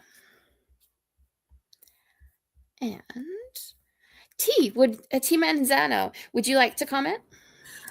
Yeah, sure. This, God, I was reading this earlier, and it reads like almost like a self-help book. It's, I love that opening stanza. The thought that flourishes like an unwanted knock. That kind of just it grabbed my attention pretty quickly. It's got an emotional intelligence to it. It emphasizes that while you cannot always control your initial emotions or maybe reactions, you have complete control of your subsequent thoughts and actions. And I don't know, it's introspective, but it did have a bit of a manual feel that comes boxed inside something you buy. And for that, I thought it was quite well done. I appreciated this one. I liked it. It's very good. Me too. Yeah, Rob. it reminded me of two things. I harkened back a little bit to the DBT sort of idea again with the with how you manage your feelings, because like with DBT, it's like these are my thoughts. What do I do with them? And it also reminded me of a thing called metacognition, and that is so important to me. I was actually thinking about that today. The fact that like I've developed the ability to have metacognition, and that's like the idea that's the where you're able to actually look at yourself, like look at and analyze yourself, and kind of look at yourself outside of yourself in a way. um so many of us, because we're kind of like given this idea that, well, this is just our feelings and this is our behavior, there's not much we can do about it. Like you do have self-help books and things like that though, but I think in everyday life we kind of have this, we're used to this idea that, well, oh, this is the way I am, right? But when you have metacognition, work on yourself and you say, okay, in this situation, and this is what I started to do when I took my DBT courses. It's like, okay, in this particular situation, I reacted this way. Okay, why did I do that?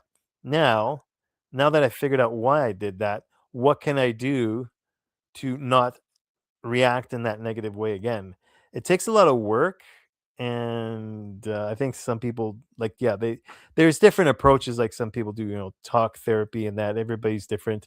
But when it reminded me of that sort of approach with the metacognition, where you're stepping outside of yourself and truly asking as objectively as possible, um, why you did what you did or why you felt that the way you felt. And it's a really interesting way to live. Sometimes it can be a little exhausting. You have to be careful not to overdo it. It's a balance thing. And yeah, is an interesting poem for reminding me of that. And it's cool that a couple of poems here today have reminded me of that approach, and it's kind of synced up with with how I got the DBT, self doing, like the self course for self-guided, there we go, self-guided course for DBT only a couple of days ago. So yeah, interesting there.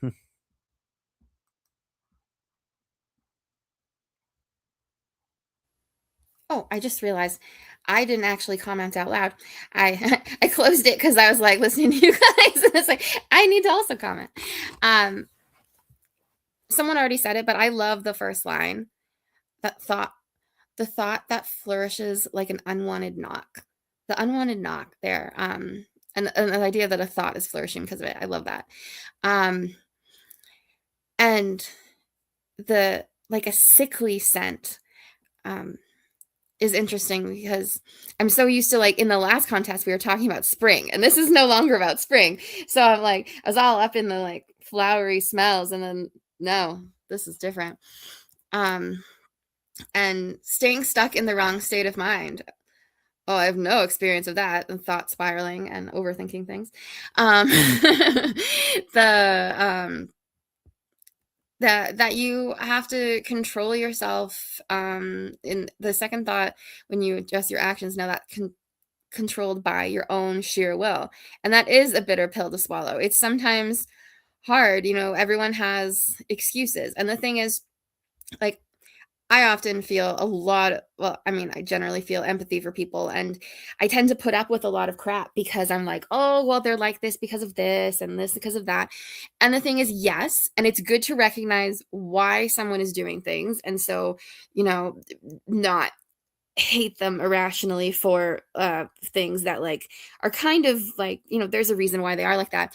But also, you can get past those things. Like, yes, people respond to things because of things that have happened to them. They have that natural kind of reaction of extra anger or sadness, and like there's things that happen. I mean, I know lots of people who deal with addiction because of trauma in their past, and I understand why they're in the situation that they are. But there is a certain point where you still have some control of your actions.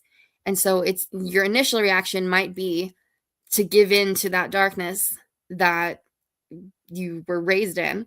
And then the second option is, if you can, now, no, not everyone can, to take control and make a different choice. And it's really hard to take responsibility for that second half of the thing, and to admit that there is a part of it that's on you, because I'm bad for that. I mean, I have mental health issues. I do. I know that I am, a little crazy. And, but despite the fact that I am, doesn't mean I can be an asshole to people.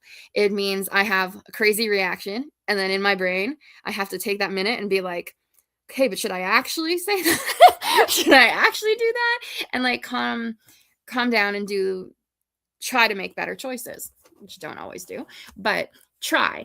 And it is difficult to admit sometimes that, like, despite the fact that you're acting away because of, your circumstances, it also, you do have some control. There is a choice within sometimes bad choices. There's not always a good choice, but there's a choice. And then recognizing your own biases. I think that's an important thing. I'm not going to go off on that tangent. I have a whole other tangent that could go from there. I'm going to shut down that path. So yeah, I'm choosing the second choice. You used your metacognition to realize that you couldn't go down that path. Yes. I also find it interesting that you were talking about, I have mental health issues. I'm not going to say all, but most of us poets, I think we use this as our own, pre-medication or self-medicating. I mean, this is we're our own teachers, are we not? It's true. Poets often have mental health issues, and I think definitely I've used it as therapy in many senses. So yes, you're right. It is almost like the starving artist thing. There's also the kind of I'm trying to find the right word for it. The mentally melancholy poet. Maybe the upright walking individual that can still be active during the day, but then fall apart in the evenings. I don't know. Oh, that sounds pretty accurate. Yeah. Right. Yeah, that's a good description of it. Okay. We have 10 more minutes. I think we have time for this one. Robbie, do you want to read the one by Dan? Okay. I'll let's see here. Oh my gosh, Babbler. Yeah, she just popped up. Let's see here. I see question yourself. I'm not seeing the one by Dan. Let me just. Oh, okay. So Dan changed his name to Poetry and Percussion. Oh, okay, yeah. I just didn't see a pop up at first because when it didn't refresh. Okay, here we go. To pause and reflect on the bee stings of insanity. I was being introduced to someone once as part of a friend group. When they got to me, she said, "And who are you?" I longingly gazed off into the distance and pontificated into deep reflective thought, as such a question rightfully deserves. I must have dreamed on this metaphysical, philosophical white whale for hours on end. The friend group no longer returns my calls. Who am I? I feel like me. Feels like I'm in my head, consistent covert cage of flesh and bone. I think it's thoughts, but that's because I think. Or at least that's what I think about when I'm thinking about thinking. But the thoughts pierce the psyche as a barrage of bothered bees. Sometimes, if I concentrate, I'm the beekeeper, a collector of flora of the world in constant, frantic springtime. Ragweed and cedars and red, maple trees, wheat and corn and barley to sneeze, oaks and birches and pines in the breeze. The insanity of a witness that I am, of the witness that I have been. Memories coagulated into a river of rapid thoughts. Asylums don't strive to cure, but they keep calm and carry on. My strength is not in the reflection, but the pause, the reflection, the sober simplicity of believing in free will. In the power of hope for the future positive posterity of self. Sometimes there's so much noise in my head that I use outside noise to tune out the inside noise, which later becomes more inside noise, to be later tuned out with more outside noise. But it's the ocean that has the answers, that waving ancient womb of pulsing water, quiet sunrise on lonely beach. There's only distance, only the rhythm of moon and water. Somehow there is quiet, peace, I don't know. Maybe I just should have said, "Hi, I'm Dan." I did the wave there. Very Yoda poem. Very Yoda. This poem is very Yoda. Like, yeah. Oh my gosh, Dan. This is totally him too. Of like someone asks who he is and he's like, huh, who am I? And then like off in his thoughts for like hours. And then it's like, oh yeah, I was supposed to like answer that person. I relate to this. I really enjoy that kind of like calling yourself out. And I think calling out of like we were saying in the last one that like poets tend to be a little bit mentally ill. Poets tend to be overthinkers and pontificators, I would say. And this is totally it. And it's kind of funny, like the friend group no longer returns my calls. Maybe this is why I have no one to play board games with. I like consistent coverage, covert cage of flesh and bone. I like the covert part in there. He purposely put in some alliteration. He told me consistent coverage cage, barrage of bothered bees. He was like, I put in some alliteration for you because he knows I'm a dork for that. The sneeze part made me laugh. Wheat and corn and barley to sneeze. I especially like that because I'm allergic to wheat and barley. It was just fun. The way that part rhymes too, more than the other parts. It's like to sneeze. It felt like a fun thing. Asylums, it's true, tend to focus more on keeping you calm than trying to cure you. And that can be problematic. The sober simplicity of believing in free will. And that will cause a whole existential crisis that we can, go off on for hours, but I only have 3 minutes. The waving ancient womb of pulsing water. Again,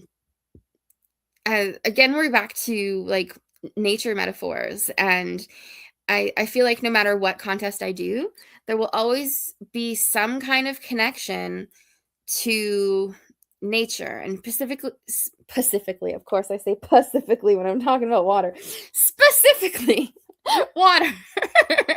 Thinking about Pacific Ocean, apparently. But that ending, maybe I should have just said, "Hi, I'm Dan." I love that so much. Just brings us back to the beginning, and yeah, awesome. So I miss Dan. We used to do a show together. He's not available for that anymore, but he's back as poetry and percussion. So happy to have him back writing. And we are unfortunately out of time.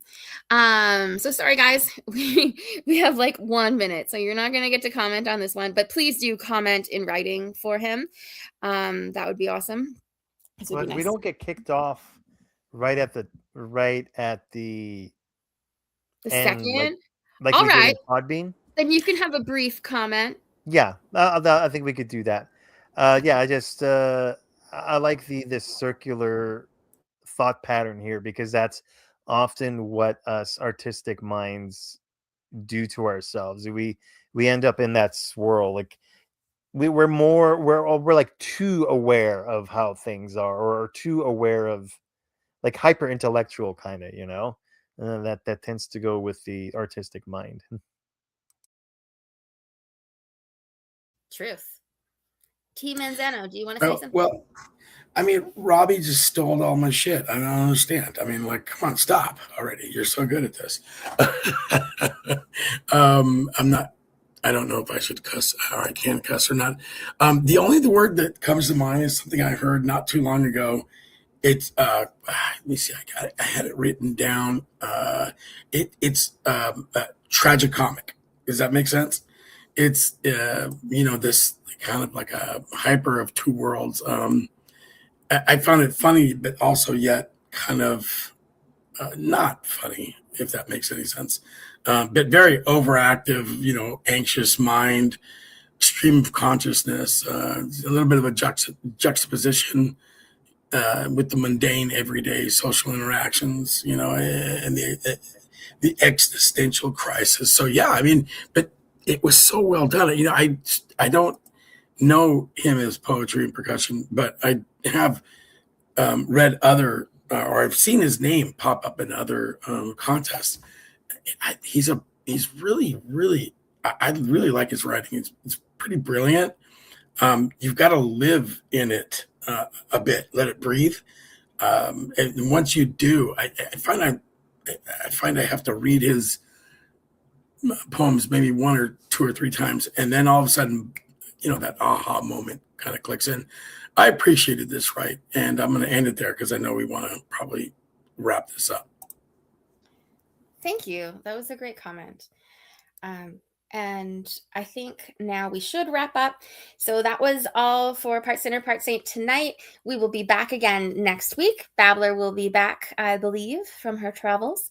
And we will continue with this contest because we have a few entries left on there. And we also will be doing Babbler's contest. So check out Babbler on allpoetry.com because she is doing our next contest. Good night, everyone. Thanks for calling. Good night, all.